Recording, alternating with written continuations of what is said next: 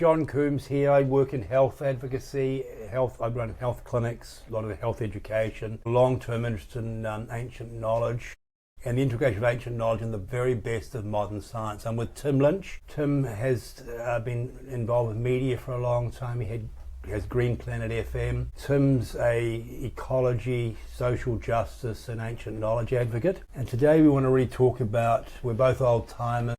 Tim's in his 70s, I'm 70 next birthday. We look at life through a different lens from the majority of people in the Western world. Neither of us are heavily involved in TikTok and Instagram. We're looking at things that actually genuinely work and are sustainable for long term. I look at things, okay, what's going to be relevant in 1,000 years, not just what's going to be relevant in 5 minutes or a 2-minute reel. Tim has spent a lot of time visiting the ancient sites of humanity that demonstrate extremely high levels of technology in Egypt and South America and China, all over the world. Tim, out of all the people I know well, you're the one who's travelled the most and been to most of these ancient sites. And what these sites, from my experience, demonstrate is extraordinary knowledge and capability and expression of the potential of human beings, like the Great Pyramids, like Machu Picchu. Would you like to briefly talk about those and why they're relevant to modern age? Because they leave behind knowledge that many people disregard or ignore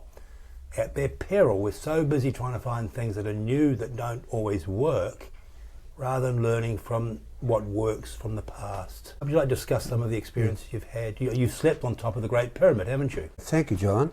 Yes. Well, these fantastic artefacts of the past are here for us to remember that there was a very potent civilization or civilizations here prior to this present one, and they left these enigmas for us to understand. A lot of them are based around, or all of them virtually were based around mathematics, but also the arc of the sun and how our place was from a standpoint of star alignments, or how the constellations played into how they planned leaving these wonderful monuments to humans. And humanity has become so busy recently. Since maybe the 1960s, the pace of life has sped up until now, with digital movement and everybody wanting to get, be a part of the action, have their photo in all their own videos. We've forgotten about the deep past and we're more involved with the surface of things. So I think the most important thing is how still we can be, John. When we sit with these vibrating stones, rocks, etc., in many ways melt into the environment to feel out how it was for them. Because in the case of the Great Pyramid of Cheops, well, the amount of matter in this particular monument, 6 million tons. Yes, it's huge. It's a 6 million ton silicon chip. It's the design inside the main gallery and the different areas, what they call the King's Chamber and the Queen's Chamber, etc. How they all fits together. It's like a rubric block with channels in it that fire the imagination of anybody wanting to put that together. It's easy to put a number of blocks together, but when you have intricate passageways inside it, it all has to fit together. So that's just the Cheops. Some of the latest LiDAR type stuff, like really advanced tech, absolutely realise, as been discussed for thousands of years, what's underground. These massive systems underground, because so many people these days are starting to get their heads together, and because there's a matrix of a lot of these great monuments. They tend to demonstrate an example of anti-gravity or mastering gravity, in other words, not being weighed down by so much gravity. If we think about what health and well-being is, well, health and well-being is not being weighed down by so much gravity. The ultimate gravity is called the grave. So many people fear. And the ultimate form of expression of a human being is called enlightenment. In other words, being less influenced by gravity than any other way of living. And we are biophotonic photoelectrical systems with a biofield, an organised, as Tim was saying, mathematical field. And that mathematical field expresses similar mathematics to the Great Pyramid, or Machu Picchu, or the matrix that these great monuments are built on. These lines that can often be called ley lines, or energy lines, or dragon lines, or serpent lines, where the energy is more vital, where gravity has less influence. Now, they're not good for us to sleep on, but they're extremely good for us to meditate briefly on, or for us to go through rituals, just like full moon's a good time. But we have to be properly prepared. And why I approach this from my job is to try and help people become more confident, strong, capable, enthusiastic, and help become the solution, not be part of the problem. We all are inundated with media problems, and we've got examples, as Tim and I have been talking about, of these great monuments of the past where people were far more capable than they are on average now. It's obvious that a lot of these people had relationships with people from other more advanced star systems where they could travel between stars. And right now we're putting a lot of energy going to the moon or going to Mars, but the way we're going about that is with combustion type technology, which is just like an advanced car, as opposed to an entirely new way of thinking. What would it take to travel to the nearest star system, which would be 4 light years, and we can barely travel more than a few thousand kilometers an hour. So this is not going to happen with this type of thinking. But those people who've meditated a lot or had near-death experiences or paranormal experiences know that there are planes of nature like the astral plane. There are energy systems like our body, like prana and ki and chi, and etheric systems and plasma, which are more advanced energy systems than most people, than a combustion system. Body is, as I mentioned, running on light and electricity more than it's running on oxygen, because oxygen has electrons. So we do an enormous amount of ozone therapy in this clinic, transdermally mainly, and through the skin, which is the safest way. And ozone is often called the God molecule because it's a combination of oxygen, and your body should be 65% oxygen, just oxygen, most of which is in the water, and it should be full of light and electrons that are running coherently in a coherent biofield. Great Pyramid, from my perspective, as are many of the other pyramids and monuments, are antennae, like these obelisks. They're antennae. We use sky towers as antennae, but these are far more sophisticated antennae. They're broadcasting systems, they're transceivers, and they could conceivably be transceivers for extraterrestrial communications with other star systems, communication with far more advanced civilizations, far more advanced being quite capable of doing things that for us would be paranormal or supernatural. And most people I know want to be stronger, they want to be healthy, they want to be more potent and more successful, but they haven't taken the time to stop and start learning the lessons of the people or the civilizations that have actually proven to be, that can build these things. Like up on Machu Picchu, was way up in the sky and people are puffing to breathe up there. It's not just stone monuments that are extremely heavy, but there's an irrigation system up there that's so sophisticated to be able to keep these things from being washed away, and flooding and stuff to wash away these stones. It's a seriously sophisticated irrigation system. How on earth could people build that up at the top of a mountain without extraordinary knowledge? This is not built by slaves and primitive Stone Age technology. This is built using silicon in ways that we use in a primitive way with our computers, and now we're using an AI with tiny bits of silicon, but these are massive bits of silicon. This is stone that can carry electrical signals and frequencies, and if they're coded, just like we code signals into our silicon chips and then broadcast, and we need antennae to pick up the signals. These are antennae that can appeal to the magnetites and hematites in our body, that are like our GPS or our system to keep us balanced. These are, if we meditate at these sites, and people travel all over the world to visit these sites for very special reasons, to enhance themselves, to enhance their learning. It's their feelings of optimism. Why did you go and visit these sites, Tim? Because you were doing this a long time ago, 50 years ago, probably. John, it comes back to the holistic viewpoint of life. And the fact is that we human beings have got meridians through our body. And so the planetary body has also got meridians. And particularly if you go to Europe, you'll find that all the cathedrals there are sitting on a ley line modal network. And if you go to Cologne, or if you go to, just out of Paris, there's a chart, you'll find that they sit on this ley line. And so just by going there and tuning in, something can happen within your whole being. We don't know the full story, John, because it all depends on... Well, we sort of do, but we choose... It's difficult expressing that because there have been lunatics in the world who have taken knowledge and weaponized it. So many of the people that know this won't discuss it with people that could weaponize. And this is the problem. When I studied nuclear physics and quantum physics back in the 70s, I was quite concerned that if I came through the new energy system, it would be weaponized. And I was too young and apprehensive to want to be able to do that. Now I use those energy systems to help people enhance their vitality, enhance their confidence, enhance their mood, stabilise their mood, stabilise their brain from ADHD or Asperger's or autism and things.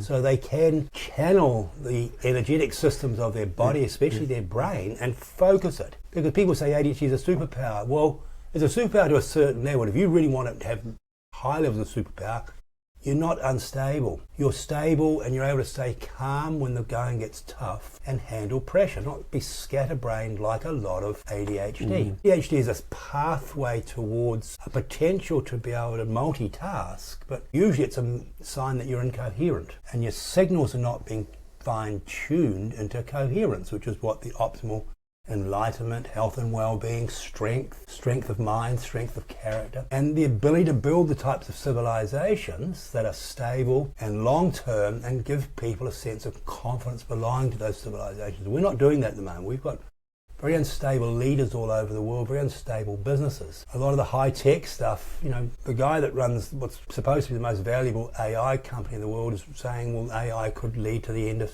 humanity. And it's a question that we've got to look at, because we're all wanting to use AI and we love the fact we can correspond with an intelligence that's effortless out of a phone or a computer, but do we really know what we're communicating with? Do we really know that we can trust this? Because a lot of these young men behind these companies are very Asperger's or very semi-autistic or extremely highly left-brained human beings. Tim talked about holistic before. Well, we've had a term holy man or holy woman for thousands of years. These are not people that are just spiritual. These are people who are whole. They've got a whole emotional nature, they've got a whole mental nature, they've got a whole spiritual nature integrated into a whole body. So it's a whole person integration. Whereas a lot of the titans of industry and the titans of science and technology, these are not particularly whole types of people yet. It's a possibility they could be, but on average they've enormously big left brains, but very shallow right brains with emotional sophistication or emotional intelligence or emotional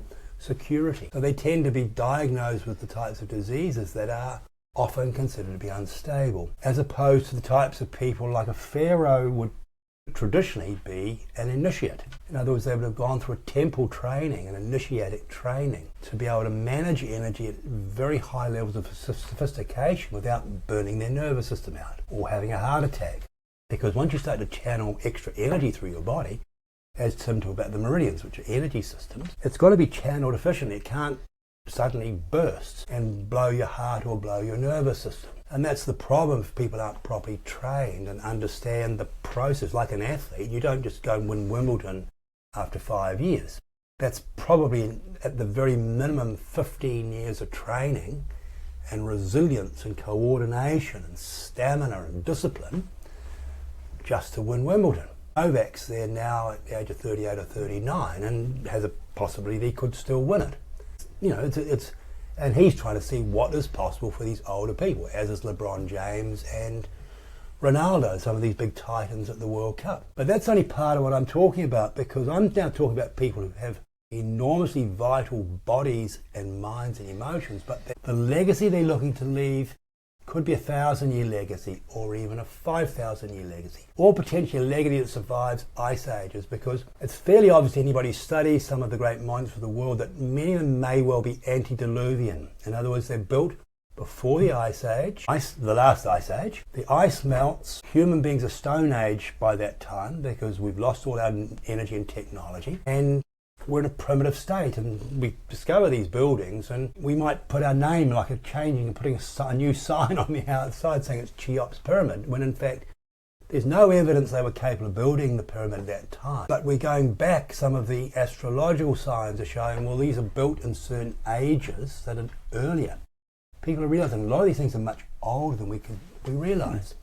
That the people at that time, that era, were completely incapable of doing it. And you get archaeologists who've never built a building in their life half the time, making suppositions about buildings that have millions of tons. You know, one slab on average in the Great Pyramid is 2.5 tons, and there's 2.5 million of them. So it's completely implausible to say these are built in certain ways. They're built with technology where anti-gravity is a thing that has a realism, not a supposition, a realism. Just like if you're going to travel to Sirius or to Orion's belt, you have to be able to have an anti-gravity or a time warping device, which is often the same thing. Because at the moment we run in a four-dimensional, 3 dimensions plus time being 4 dimensions, but what's above that? And this is where the knowledge that would be so good for lots of people to discipline themselves and learn, like highly advanced yoga or highly advanced qigong or highly advanced spiritual science and spiritual training that can help to optimize and potentize us in ways beyond the average person's belief system. Because when you visit these pyramids, which Tim's done so many times, there's a sense of awe, isn't there? Yeah. How many of these have you been to? Probably 30 or 40 all over the world, haven't you? Well, through Central America in particular, there's so many. Yeah, China. And up in China. The old Yugoslavia. Yes, I haven't been to those ones there. You have America? Yes, South America? South America, yes. See, John, I'd like us to, the human at the moment has to become more still. This in-breath and out-breath. We've got to find the balance. We're running around and we're breathing too fast, and it's like our planet lends us a body. Our planet lends us free air, free rainwater, and until recently a free food chain. Prana. And so we've been lent this body by our planet. What do we do in reciprocity? That's a real big one. And so as I said, it's an in-breath and an out-breath. People need to communicate the dots that in actual fact everything is loaned to us and is actually free. So we're made of air, water and earth or minerals. So that's 3. And plasma. And we can get into that. But the fourth one is fire, which is outside the system. But then the Latin word for sun is soul. So there's a play on words there, so that you've got the 3 and the light and the soul. So here we are as a human species. We're running around when in actual fact we just need to slow down a little bit more and recognise that we are actually an extension of the planet. And if I get up off my chair here, if I climb up onto my chair, I am an extension of this planet made of minerals and air and water standing on the chair, and if I jump into an aeroplane and fly away, am I not part of Mother Earth having an out-of-the-body experience? You see, this is, again, just an extension because we're not thinking things through at the moment. We're running around looking, but we're not sitting down and feeling. It's often not a safe thing for people to do, because if sitting still is not safe, people will think it's going to be safer to keep moving. It's just, especially people who've been traumatised or are dealing with extreme anxiety. It's not safe to be still. Yes. I know it took me probably 20 years to learn how to meditate at a deeper level where I could heal my body with meditation, my spine, my musculoskeletal injuries, things like that, through forms of meditation. Because meditation was almost like a torture for me when I was a certain age, for the very reason you're talking about now. I felt like I was failing because I couldn't. If I did half an hour of yoga or went for a half an hour walk, it's a lot easier to meditate, but I often wouldn't have the half an hour to prepare. I'm busy with children and various other activities. The thing is, for people with busy lives, especially involving children looking after older people, I've been at a funeral today for a 91-year-old, and his daughter probably spent the last year looking after her father, and it was a very big deal. She had to give up a big part of her busy life to care for someone who she loved so dearly, who had left a big legacy in the world, and she wanted to give them a beautiful transition. So the best laid plans of mice and men, something Shakespeare sort of wrote about, it's so difficult to plan some of the things we most want from life because Murphy's Law. So a lot of things are easy until you have to look after other people, not just yourself, and weigh up the various factors. Get your values into some alignment about your care for others versus your care for yourself. In this difficult, busy modern world, a lot of mothers are being put under the most excruciating pressure. Hugely. Having to work to support some of the family needs or the family wants, and then come home from work and deal with the really complex issues of children's emotions. Every child's different. You can't just have one hard and fast rule for all the children. You can't treat a boy like a girl, you can't treat a girl like a boy, and each child is unique. So the skills involved are quite significant. I know the things I've learned the most from life have had nothing to do with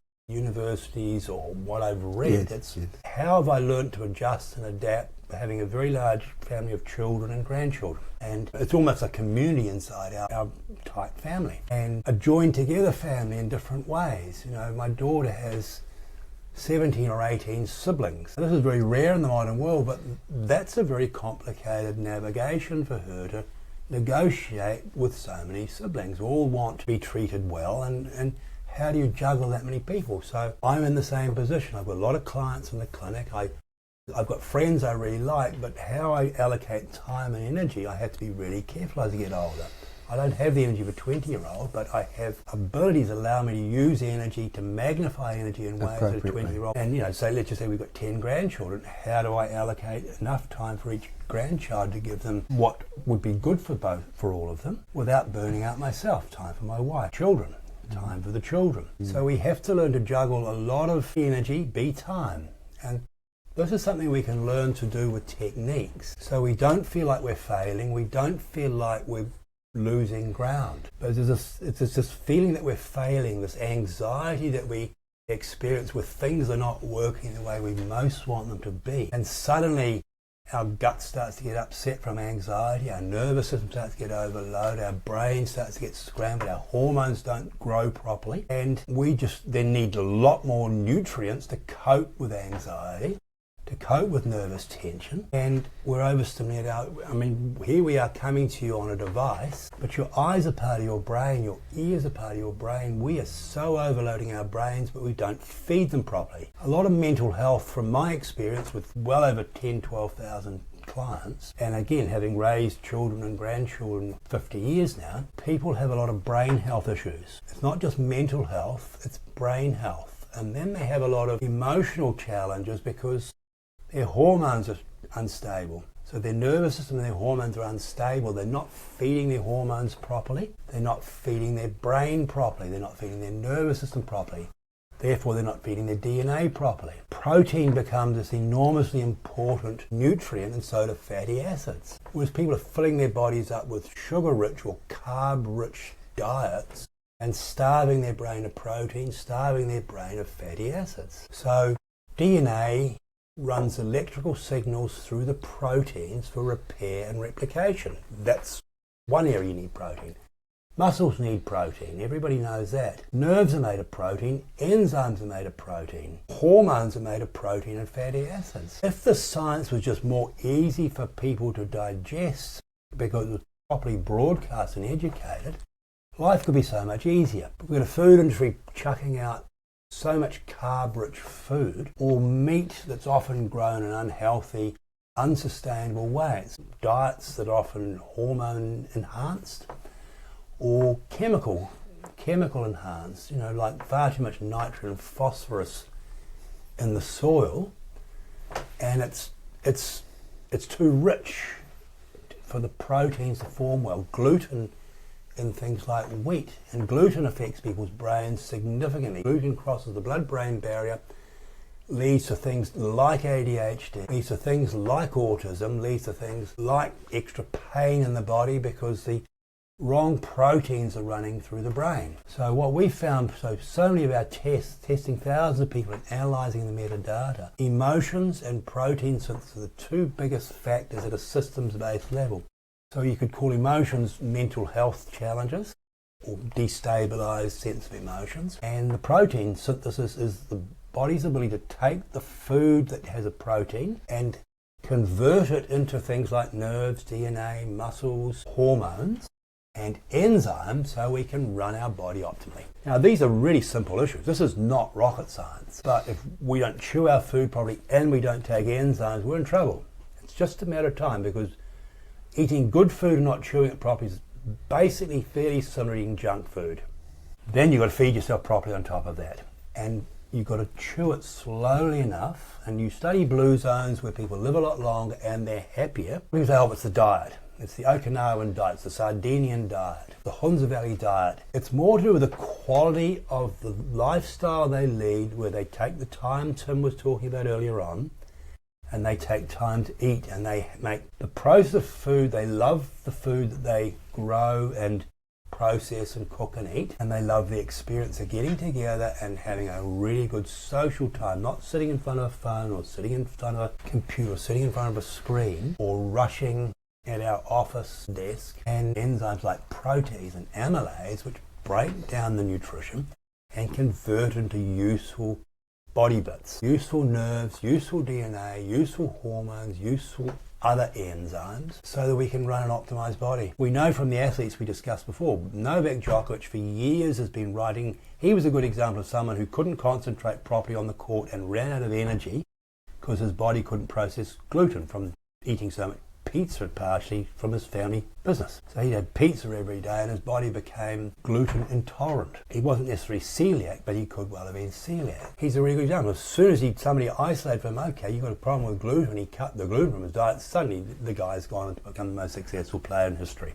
In a very, very competitive sport where he has to rely on his own. He's on the court on his own. Of course, there's a team behind him, but it rests and falls on his ability to process these nutrients and use his brain in a very coherent, strategized way. And he's written a lot about this, he talks a lot about this. This is a guy that's not just a good tennis player, but a loving family member who shows a lot of gratitude, so he's into a lot of the spiritual aspects, into gratitude, into compassion. He's a very well-rounded human being. He had to grow up and learn how to do that. This is not something that... Yes. The beautiful thing is, he's a guy who's done it at a very young man. He's running an enormously successful business. He's got an enormously successful foundation helping to educate children and create more positivity and enthusiasm in the world. Fresh outdoor lifestyles involving sport and learning to win and lose with equal grace. So I suppose, because so many people, it's their body that's the most important thing. Western world, the gym and stuff like that, become somebody. But it's more than that. And this is why the blue zones are so important. My youngest son was in Ikaria in Greece last year, and he was, which is a blue zone, where we might spend 3 hours with a meal. Everything's slower, like Tim was talking about. Now, it's not practical for people who live in cities to live like that, but we have to at least know what's required. That's why meditation and mindfulness is so important. You're going to live in a city, or getting out of town and going to the beach or a park or a forest, if you're going to live in cities, to at least defrag.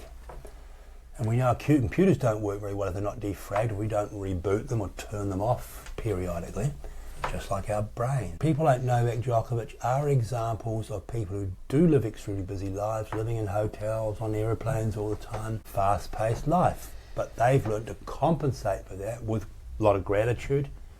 Djokovic hugs a tree when he goes to Melbourne. People used to say, oh, he's a loopy sort of guy. Until finally they realise, boy, this guy's doing so many good things to become this person. As I say, he's not just a highly successful tennis player, he's a highly successful parent, son, friend, motivator, inspirational figure. And that means more to him than the tennis. This legacy of leaving the world a better place means a lot more to this man, in my opinion, than just winning some tennis matches. What the media attention he gets by being a successful tennis player allows him to get his message across. And he's gone from being a guy who's quite awkward, according to a lot of people. People love Roger Federer and Nadal. Now Djokovic is getting a lot of... Where do you feel about how this ancient knowledge can be embraced by young people who want to live a faster life than we might recommend for them? I think it comes down to discipline, John. It does. And consistency. It's having been up in China and in Taiwan as well, and done Tai Chi up there. What it does is that it Grounds you. It allows you to realise the profundity of our body, the wheels within our body. Right. But the discipline is that we can get up and we can do it every day, rain, hail or shine. And it allows us in the future to be so disciplined. Like we make our bed in the morning. We make sure that we have our food laid out. We lay out our food. And we spend time just acknowledging the magnificence, the nutrient-dense qualities of our food, particularly in the case of Findhorn, Scotland, where I did a course back in 1977. Talking to their plants, they're seeing, but they're also, in a group meditation, the plants are saying, we want to be grown in these conditions, either sunlight or out of the wind or whatever. There's another connection with nature as well. So I think discipline of ourselves so that when we get old, we also make sure that we clean the toilet after we've been to the toilet. that we're wiping down the benches, because the more we can take care of ourselves in our more later years, the more independence we can have. A lot of people that I find in their late 60s end up going to a retirement village, and then there's a hospice on the side of it. But these old guys, these men in particular, know that when they go there, they think, I'm not coming out, you see. And so the most important thing is for us to be as independent as possible, have our communications. I think the most important thing too is to be able to be open to a person. I love, believe it or not, going to the supermarket and particularly dialoguing, particularly with the old guys.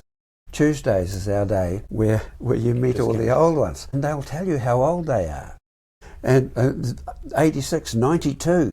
And I had one come and he wanted a hug, solely because I dropped in on him and allowed him, hello brother, everybody's a brother, everybody's a brother. And so this is one of the majors on this. And it is taking the time. I mean, I like the physical exercise, and I played a lot of sport when I was young and did relatively successful on a provincial level. However, then came the understanding that I was a spiritual being having an earth experience, and all of a sudden it opened up the whole ball game to think, wow, planet at this particular time, and I've been caught up in the mire, in the illusion of running around, sex, drugs, rock and roll, think it was a good life, having a lot of fun, and just skimming across the surface of existence without plugging into the system that this magnificent plane offers us.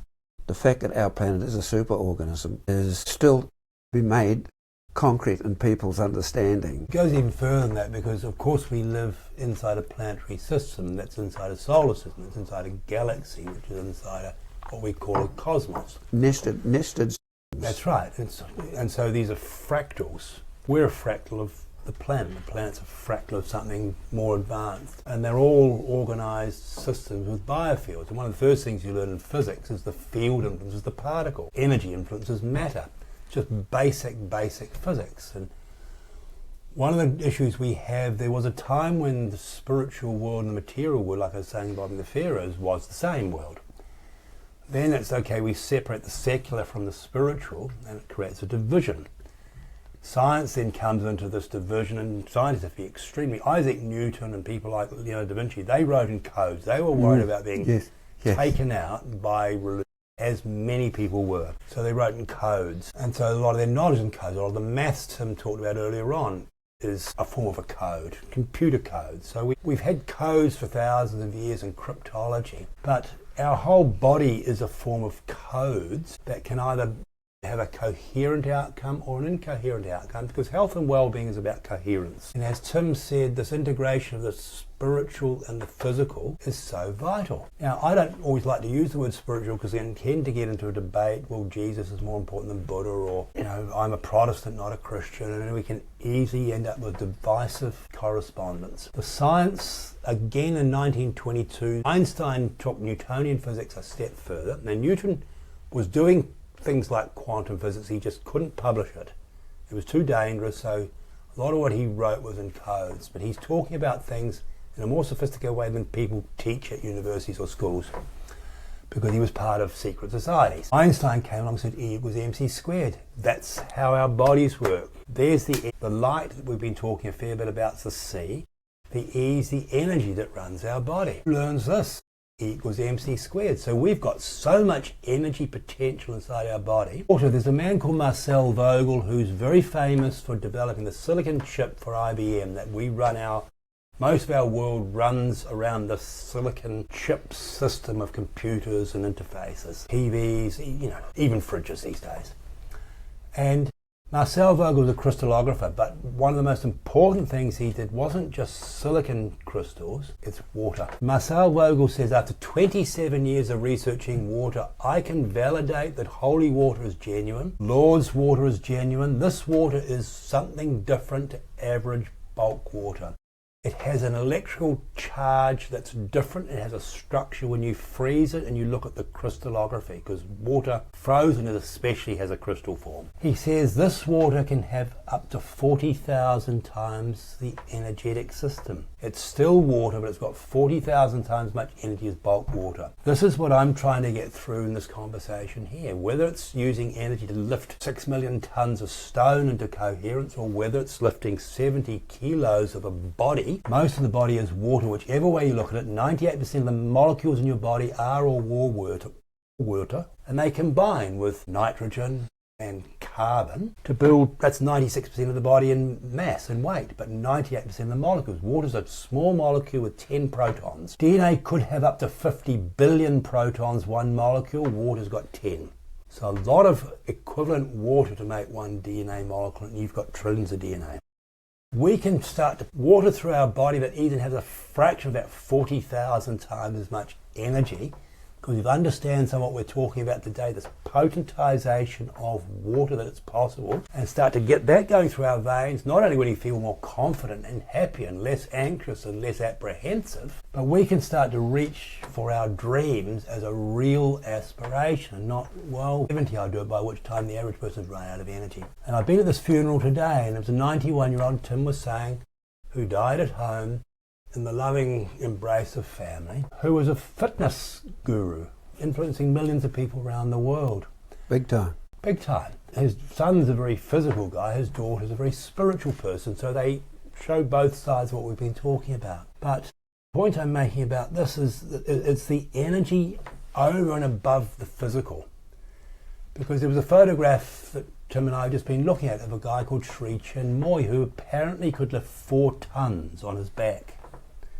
And he probably weighed 60 kilos. He was teaching people to run 100 kilometers a day for 30 days. That's 2.5 marathons a day for 30 days. Now, I've treated some of these people in the clinic, and they look like almost demigods, but they're exhausted because they've just finished running 3,000 kilometers in 30 days. Or he would lift 4 tons just to show the potential. Now, Arnold Schwarzenegger couldn't lift 4 tons, but he could. It's this ability to transform energy in ways that we would generally call supernatural. I'm not saying becoming a master of this overnight. That's not what I'm talking about. I'm talking about understanding whether it's building pyramids, becoming a version of a Novak Djokovic, becoming a version of Sri Chinmoy, making steps in the right direction towards us. Again, reiterate, have more confidence, have more enthusiasm, have more excitement in our life, have more energy, be stronger, be more capable, be capable of doing things that other people say you can't do. I can't do, so therefore you can't do. And be able to break through these barriers that are so limiting, the limiting beliefs that stagnate most people. Because the problem when our emotions become negative, or our psychology becomes negative, we turn our body into acid. And most of our body needs to be alkaline. Our gut needs to be alkaline, and most of the cells are in our gut. So we process so much of the nutrients and stuff. And our blood needs to be slightly alkaline. Think of it,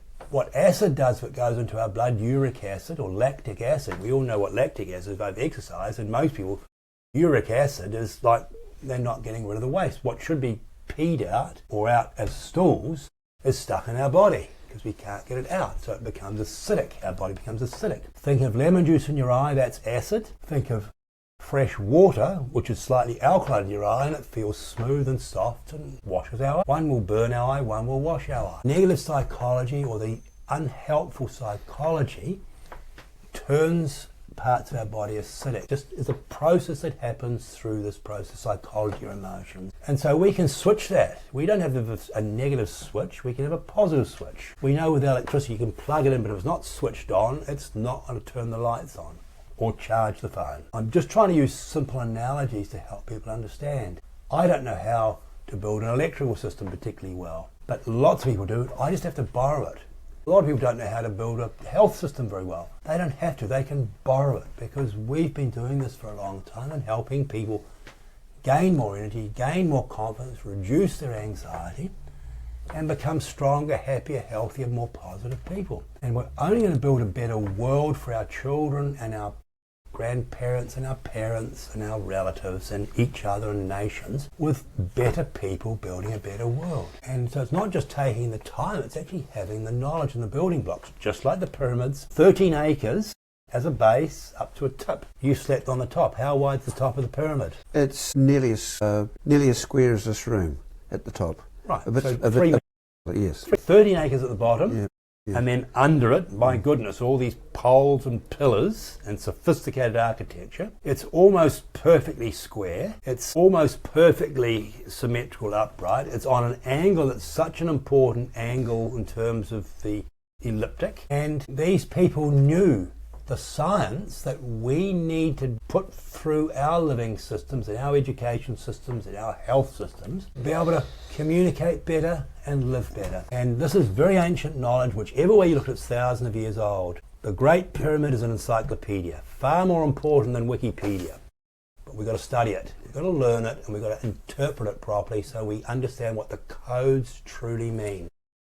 Yes, you see, you mentioned before, how are we going to travel? We are surrounded in all 6 directions by eternity and infinity, and we've become quite limited to being locked down here on this planet and being even locked down further into our bodies and not realising our potential. I watch lots of young people play, and they play with their imagination. I agree. They're not locked down at all. I get that, and it's the ability to retain the enthusiasm of a child. I went to school in Daydream. My mother was a teacher, so I learnt what most people are learning when they're 7. I was learning when I was 5. So I was extremely bored by most of school, but it was a good social opportunity for me. So I spent most of my school life daydreaming, and the interesting thing is I daydreamed what I do today. I was imagining 60 years ago precisely what I do today. So it's not like I've got 5 years experience or 10 or 15 years, I've done a 7-year degree. I've got over 60 years experience of what I do because I've been creatively visualising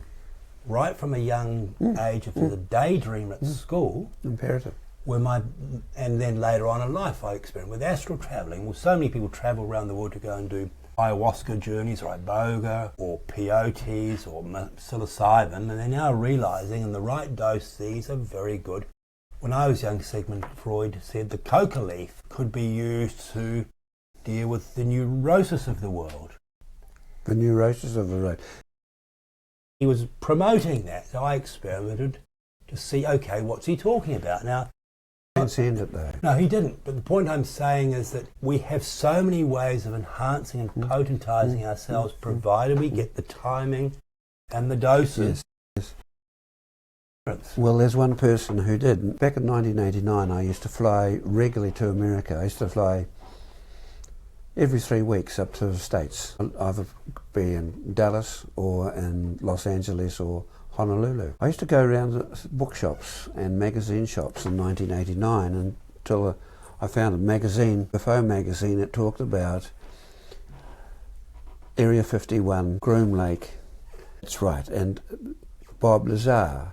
Yep. And Bob Lazar was the whistleblower who had been working secretly in Area 51, who on one particular occasion walked past a door where there were supposedly 9 craft, okay, but one was from an archaeological dig. And this is really important for us to know, because when we have a look at Ezekiel in the Bible, which takes us up to around about 600 BC, Ezekiel saw a particular craft as well. As to the South Americans? Yes. So getting back to Bob, was sprung spying outside he got into trouble. He got fired. What he was working on, he was working on a basketball-sized propulsion unit for this particular disc, flying saucer, for want of a better word. This technology has been sitting in the United States and it's been back-engineered right up until today, and a lot of these so-called sightings today are supposedly back-engineered craft. Human craft.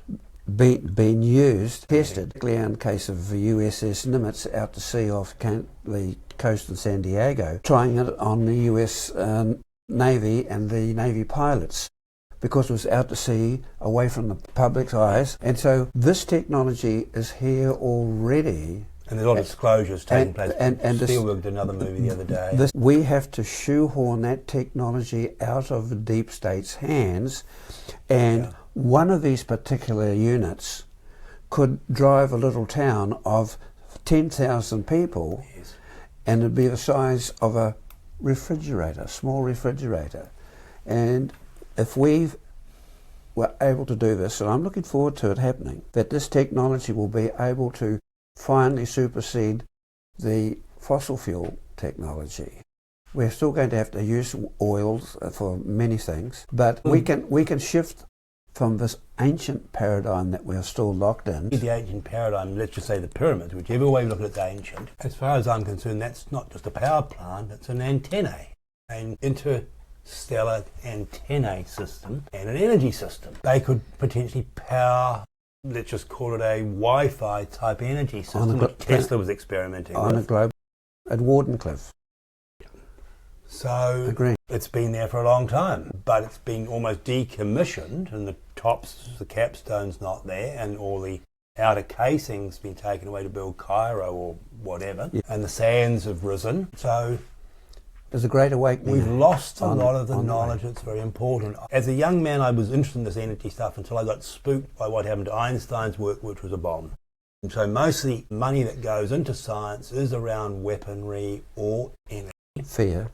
Or pharmaceuticals. Mm-hmm. But these are unsustainable for average people. These are not enriching the lives of average people in ways that they could be enriched. Yeah. And so I realised, rather than get involved in those fields, quantum healing. What the quantum physicists said is that if you think you understand quantum physics, you probably don't. Yes.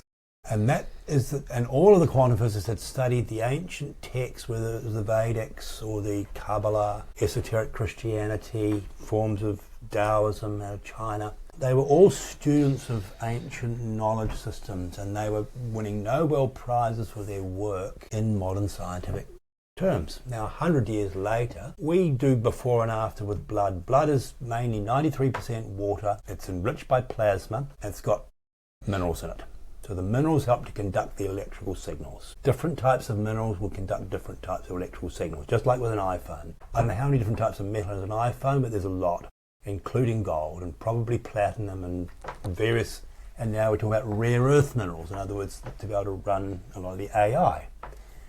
So we know that these different minerals conduct different types of electrical signals. We know that through our technology. Well, our body is doing the same thing. We've probably got 7.5 billion magnetites and 7.5 billion hematites. These are like rare earth minerals inside our body. Now, that's not many compared to 70 or 80 kilos of body, but it's enough to give us an antennae. We've just got to tune the antenna just like we have to tune a phone. If we get one digit out in a phone number, it's not going to go through. And we're a far more sophisticated system than a phone. Same with our TV. If we don't tune it in, we can't see certain things. We need to tune our eyes, to tune our inner eye, to tune our ears, to tune our inner ear. Dogs can hear things we can't. Eagles can see things we can't. Cows can sense things we can't. Horses, water. We could sense these things, and probably people did in earlier ages, but we've been desensitized. And we're so driven by what we believe. And the Jesuits said hundreds of years ago, give us a child at the age of 7, I'll give you the adult. That's so important today with modern health care. What happens before the age of 7 will determine up to 80% of the diseases in your life. So if you're brought up to be confident and enthusiastic as a child, which thankfully many people are, you're far more likely to have better health as you age, to feel better about yourself and to feel that you can do the things you most want to do with your life. If you're not fortunate, it's a bit of a ladder you have to build and hurdles you have to sort of go through to reach that state, but that's what modern healthcare can be about. Coaching to gain extra confidence, coaching to know how to manage energy better, coaching to know what foods to eat, you know how to eat, coaching to how to have better for relationships. Because people who feel safe are going to have a lot less anxiety. People who don't feel safe will tend to be exhausted by anxiety, riddled by anxiety, and unable to think coherently and to contribute to the world in a potent way. They become part of the problem as opposed to... So whichever way we look at this, whether it's the ancient knowledge, the modern knowledge, assimilations of ancient, and we have to learn to be coherent, we have to learn to tune our systems like we do TVs and phones and other electronic systems, tune them in such a way they're going to do what we want them to do. Just like with a camera, you might have to tune your camera to get the right lens imaging. You might have to, if you want to listen to a song on Spotify, you have to push the right buttons to get the tune you want to listen to. Then there's a volume. If you want to listen to it and have an enthusiastic time, often you might want it loud. If you want to go to sleep, you have it softer. You want to go to sleep, you have softer, slower music. You want to dance in a disco or at the gymnasium or in a party, you'll have a more vibrant form of music. So we know from sound, we know from pictures what amplification and tuning does, tempo. We just got to learn to think of ourselves as photoelectric more than as physical, and learn to integrate our physical into that photoelectric so that we can be more dynamic, more enthusiastic, stronger, more capable, and basically live into our dreams. Walk into our dreams, walk into our fears. Not be frightened, shy, nervous and apprehensive. These are big issues and they affect everybody in the world. The world is weighed down by apprehension and anxiety and confusion, and it's not good for young kids, it's not good for older people. It's up to my generation to start taking better leadership on this, articulating more coherently some of this, because I sometimes I've never looked at TikTok, but Instagram, and there's a million experts on almost nothing. It's all about red lights, it's all about this, it's all about that. I think, well, yeah, it's a lot about that. A lot it's about attitude, a lot it's about the beliefs, a lot it's about your psychology and your emotional coherence. After that, everything's easier. But because our hormones can get out of balance so easily through diet and trauma or lifestyle and how we chew our food and whatnot, of course it's going to affect our mood. We've got to get our hormones in balance. Get our nervous system in balance, got to get our attitudes, our beliefs, our mindset and our relationships. It's not just you just have some red lights, or you just have an ice bath, or you just eat this food or take that vitamin. Yep, that's the kindergarten version. Now let's start to deal with the postgraduate version, which is whole person inside a living system called a body, inside a landmass called a country or a continent, inside a planetary system that's so intelligent and so well, yep, inside a solar system where that sun is such a special sun. As Tim said, it's called soul in some languages, and that's the same term we use for the higher self. Inside something more dynamic, and we're flying through space at millions of kilometers an hour, and we feel like we're sitting still inside this energy vortex which fuels us with, as Tim said, we inherit this energy. We're just so privileged, so lucky. But we have to have our eyes open, and learn to tune into the gift. Grateful for the food, be grateful for the people, be grateful for the sun that shines, the flowers that grow, because it can help to potentize the water in ways that we are starting to learn a lot more about. So I've spent probably 25 years studying water, 25 years studying earthing, spent 60 years studying various aspects of nutrition. I wanted to be a top sportsman as a young kid, and I did fairly well for a while, and I was creatively visualizing. I didn't know what I was doing, but that's what I was doing. I was playing out before I'd have to go and do something, and then it becomes easy. So we play out the successful versions of our life in our mind before we have to go and live them. Easy. If we play out unsuccessful versions of our life, that becomes pretty easy too. So it's up to us. The knowledge is available in the world. We just got to know where to look. We often need the keys so we can actually access the codes, the knowledge about the pyramids, the knowledge about physics, about quantum physics, about nutrition. But it's here for us, and we want people to be successful. It's just so important that we get enough healthy, happy people on the planet, motivating, inspiring people, so that young people can grow up with hope. I've got 10 grandchildren, I might have said earlier on. I want those kids to have a good life. I really, really do.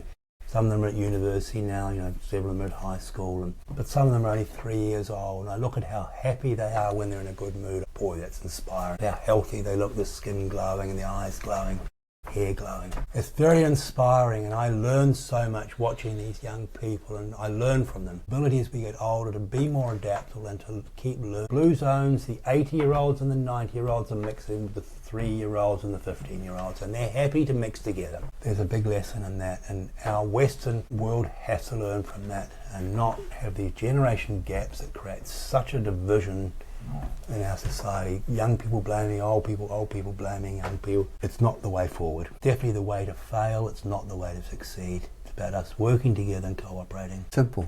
Every baby born into this realm is an energy bundle of exponential potential and love. And we are ourselves in this vehicle We are energy fields, And the oscillating in time and space within a divine, universal energy field. And all we have to do is just remain in our heart, love it up, and believe it or not, what you put out is what you get. science of what Tim's talking about ties into how water behaves. Water becomes holy water through love and gratitude at a human perspective. Can contain up to 40,000 times as much energy. There's the gift. We've only inherited the water. We haven't had to create it. It's already here. We just need to love and have the gratitude that the water responds to, and that will vitalize us. Food is a form of love, and fresh, healthy food. Look at the light inside the healthy food. Look at as the food ages and the fruit bond goes moldy. That food is not full of light. That food is losing its color, which means it's light. It's losing its electrons. It's starting to cave in. Please go forward and have more confidence in your life. Please hopefully gain some enthusiasm from this. Please go out there to try and help grow the world you most want to live in, and to grow the relationships and grow the world you most want to be part of. Thank you. Receive a holy breath, John.